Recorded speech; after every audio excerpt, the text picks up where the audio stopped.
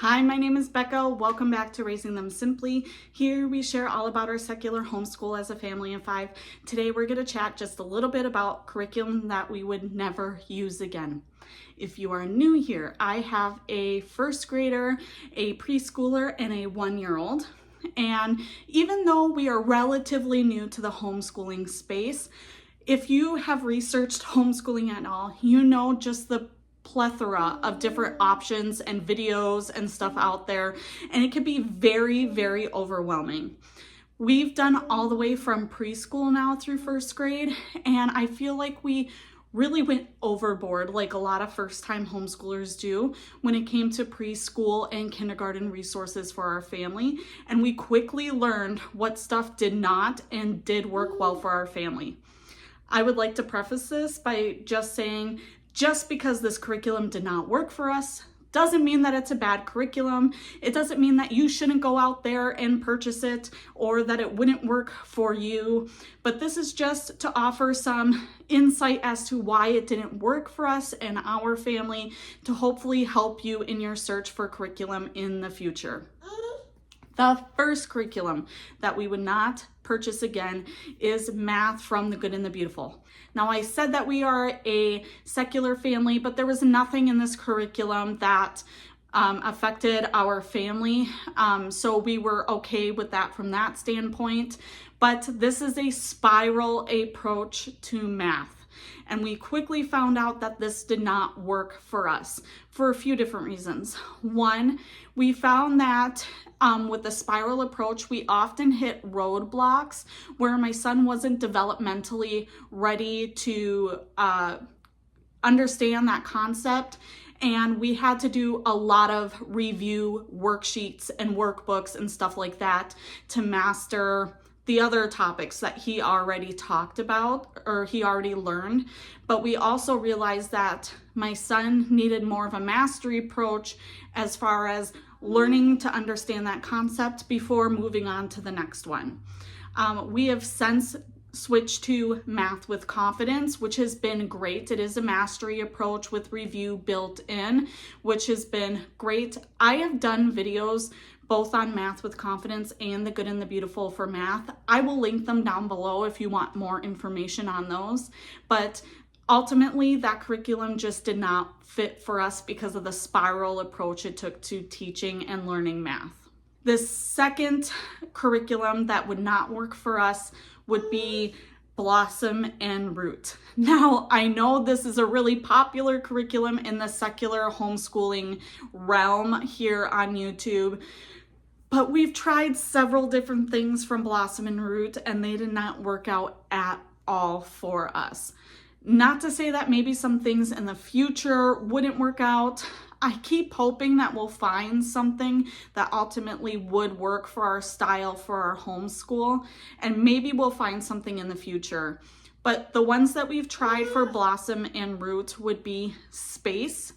While we loved the overall concept and the books and the videos and all of that stuff in that curriculum, it was a lot of busy work. I also felt like throughout the curriculum, there were situations where extra things were just added in just to make it stretch to be a year-long curriculum.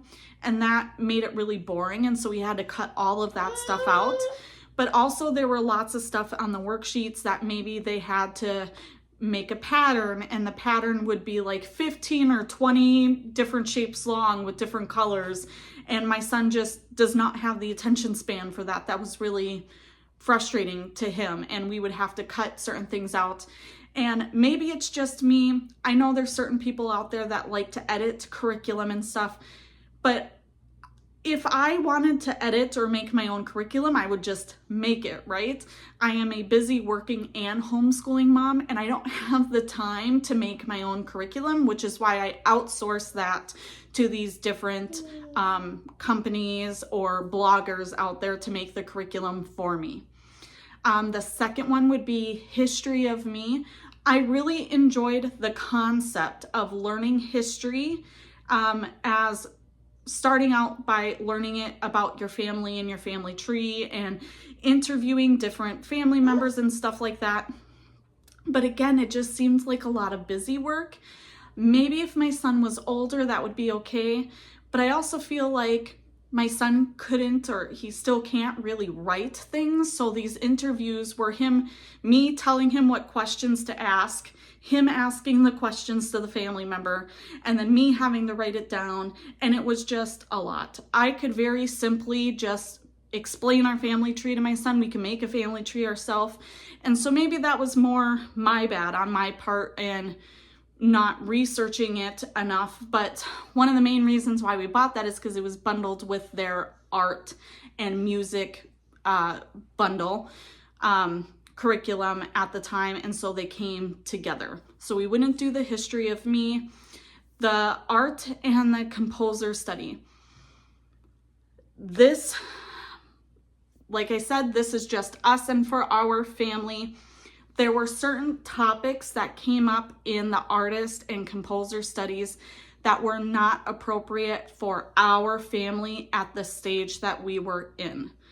Not to say that these artists or composers weren't important people at all, but for us and our family to look at a sculpture that someone had made depicting slavery, for example, that wasn't something that my son is mentally prepared for, to truly understand the gravity of that. And then when we would learn about that artist, we would have to talk about what that person went through and how that inspired the art that they did. And the same thing for the composer study. Now, like I said, not to say that we wouldn't talk about those topics. It just wasn't the right time to bring that stuff up in our homeschool the way that that was brought up.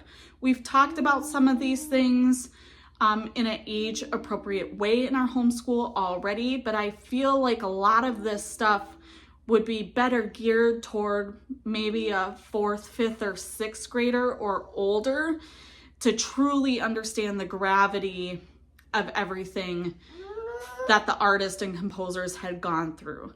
So that's why that did not work well for us. The next thing that we would not use again is how to teach your child to read in 100 easy lessons.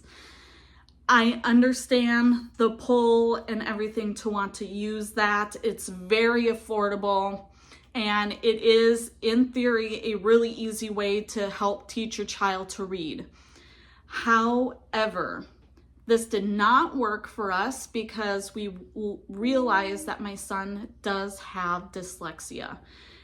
The curriculum was really overwhelming and frustrating for my son because it wasn't using the right approach for him to learn how to read.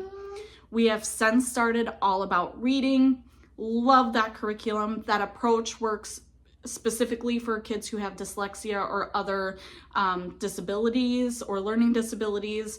And since then, we've been using the pre-reading level for my daughter, which has worked really, really well for us. When I first saw the All About Reading curriculum, I knew I wanted to do it in the future, so I thought that that would be the best approach and I could save the money instead of using the more expensive All About Reading curriculum.